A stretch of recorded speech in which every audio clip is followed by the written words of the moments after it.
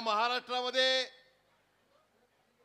ज्यांच्याकडे संभाजी म्हणून पाहिलं जातं, ज्यांच्याकडून शिवाजी महाराज म्हणून पाहिलं जातं, एक महाराष्ट्राच्या आयकॉन तरुणांचे माझे जवळचे अत्यंत स्नेही परवाच्या लोकसभेच्या निवडणुकीमध्ये पैशासमोर एक व्यक्तिमत्व टिकता असं जाऊन खासदार झालेले अमोल कोल्हे साहेब,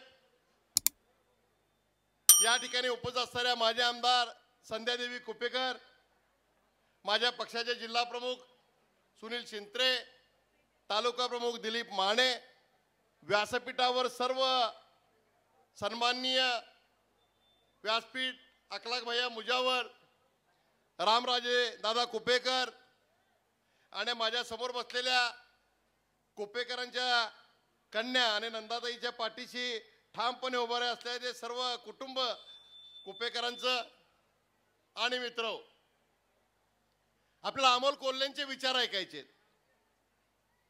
फक्त एवढंच सांगतो की चंदगडमध्ये 4-5 उमेदवारांचा पैशाचा धुमाकूळ सुरू आहे आणि या सर्व याच्यामध्ये बाबा कुपेकरांची पुण्य घेऊन नंदाताई आपला मार्ग हळूहळू विधानसभेकडे काढायचा मार्ग काढत आहेत. आणि या निवडणुकीमध्ये मी परवाही सांगितलं होतं की अमोल कोल्हे साहेब, महाराष्ट्रात जे तुम्हाला बघायला मिळणार नाही ते इथं तुम्हाला बघायला मिळेल. या ठिकाणी देवेंद्र फडणवीस, एकनाथ शिंदे आणि अजित पवार यांचे 2 उमेदवार आहेत, एक अधिकृत आणि एक अनधिकृत. महाराष्ट्रामध्ये सत्तेसाठी आपापलेला भारतीय जनता पक्ष ज्या कुपेकरांच्या आशीर्वादानं मागच्या निवडणुकीमध्ये आपल्या राष्ट्रवादीच्या घड्याळ चिन्हावर आमदार झाले, ते राजेश पाटील यांचा बॅनर बघितला तर त्याच्यावर एकनाथ शिंदे आहेत, नरेंद्र मोदी आहेत, अजितदादा पवार आहेत, हे सगळेच आहेत. आणि दुसऱ्या बाजूला शिवाजीराव पाटील नावाची एक व्यक्ती उभे आहेत, ते देवेंद्र फडणवीस, अनाजी पंतांचे एक पिल्लू आहे. त्यांच्या बॅनरवर तुम्हाला बघायला गेलं तर त्या ठिकाणी नरेंद्र मोदी आहेत, त्या ठिकाणी एकनाथ शिंदे आहेत, त्या ठिकाणी देवेंद्र फडणवीस आहेत. अरे म्हणजे या महाराष्ट्रामध्ये महायुतीचं सरकार येण्याची ज्यांना खात्री वाटत नाही आहे त्या मंडळींनी बनावट असणारे दुसरे 2 उमेदवार उभे केलेले आहेत. पण आज जर बघितलं तर या विधानसभेमध्ये बाबा कुपेकरांनी केलेलं काम आणि त्याच्यानंतर नंदाताई आणि संध्या देवी कुपेकर यांच्या आशीर्वादानं त्यांनी केलेलं काम, या भागामध्ये केलेल्या चळवळी, विशेष करून एव्हीचा प्रकल्प जो आहे त्या एव्हीचा प्रकल्प जाण्यासाठी आम्ही ही शिवसेना म्हणून त्या आंदोलनामध्ये उतरलो. पण नंदाताईने पहिल्या टोकापासून शेवटपर्यंत तो प्रकल्प जोपर्यंत जात नाही आहे तोपर्यंत त्या प्रकल्पाच्या विरोधामध्ये एक जन आंदोलन उभं केलं. त्यामुळं ज्या पद्धतीनं पाणीवाले बाबा म्हणून बाबा कुपेकरला म्हणत होते, तसं संध्यादेवी कुपेकर एक निसर्गावर प्रेम करणारी कन्या म्हणून या चंदगड तालुक्यामध्ये त्यांच्याकडे पाहिलं जातं.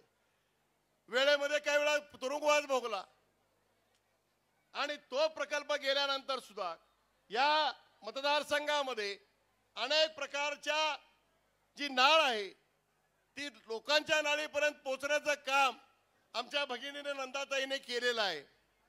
ज्या वेळेला महाराष्ट्रामध्ये एक अधुरीपणाने सत्ता येण्यासाठी उद्धव बाळासाहेब ठाकरेंचा शिवसेना पक्ष फोडण्याचा प्रयत्न झाला, 40 आमदार फोडले, 15 खासदार फोडले आणि त्यावेळेला आमच्यासारखी मंडळी शिवसेनेमध्ये सातत्यानं एक निष्ठावंत बाळासाहेबांचे आणि उद्धवजींचे शिवसैनिक म्हणून आम्ही राहिलो.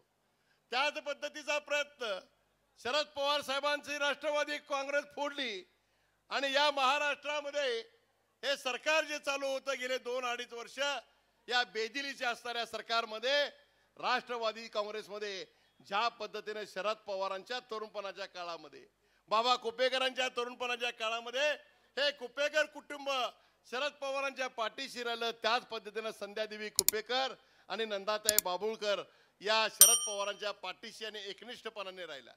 आणि शरद पवारने त्यांना आशीर्वाद दिले की त्याने सांगितलं की यावेळेला तुम्हाला आमदार व्हायचं आहे म्हणून.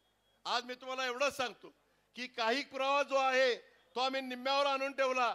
नंदाताईला आम्ही विजयाच्या 50% आणून ठेवलं आणि 50%मध्ये आज 10%चं काम तुम्ही करून जायचं आहे अमोल कोल्हे साहेब. आणि 15 तारखेला शरद पवार सगळं काम फत्ते करून पूर्णपणे या ठिकाणी नंदाताईला आमदार केल्याशिवाय राहणार नाही, याच्याबद्दल मला पूर्णपणे खात्री वाटते. माझा मित्र अमर चव्हाणनी सांगितलं की लबाडाचं आमंत्रण घ्यायचं काय, तर ते लबाड अमर रात्री 12च्या पुढे चालू झालेले आहेत. 1000-2000ची नोट आणि एक साडी घेऊन तुमच्या घराला रात्री कोणतं वाजवायला येईल, तर त्यांनी सांगितलं त्यामध्ये दार उघडायचं, फक्त साडी पैसे आत घ्यायचं, नमस्कार करायचं आणि आत गेलं की म्हणायचं परत एकदा तुतारी. एवढं तुम्ही सगळ्या आया बहिणीने लक्षात ठेवा. तुम्हाला 1500 रुपयासाठी कुठल्या प्रकारची अडचण येणार नाही आहे. त्यांनी 1500 रुपये दिले, हा महाराष्ट्र लुटला.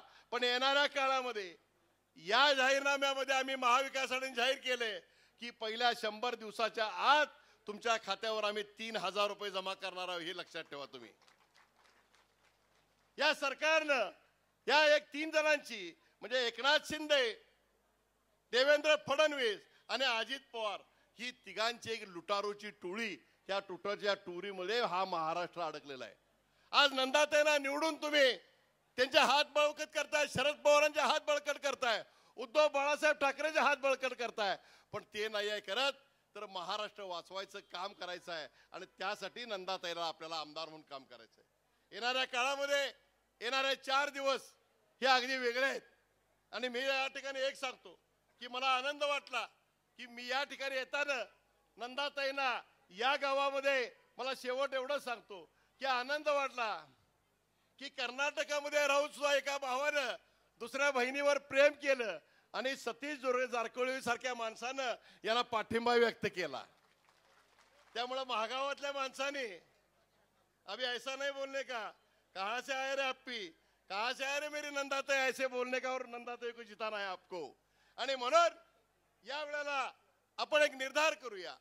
या ठिकाणी राहुल गांधी असतील, या ठिकाणी उद्धव बाळासाहेब ठाकरे असतील आणि महाराष्ट्रामध्ये अखंड महाराष्ट्रासाठी झटणारा या वयामध्ये म्हणजे या वयामध्ये काम करायची जी ऊर्जा ज्यांच्याकडे आहे, ज्यांच्याकडे तरुण आज एक वेगळ्या दिशेने बघतोय, त्या शरद पवारांचे हात बळकट करण्यासाठी आणि महाराष्ट्रात महाविकास आघाडीचं सरकार आणण्यासाठी आमच्या नंदाताईंना आमदार करा एवढी विनंती करतो आणि मी थांबतो. जय हिंद, जय महाराष्ट्र.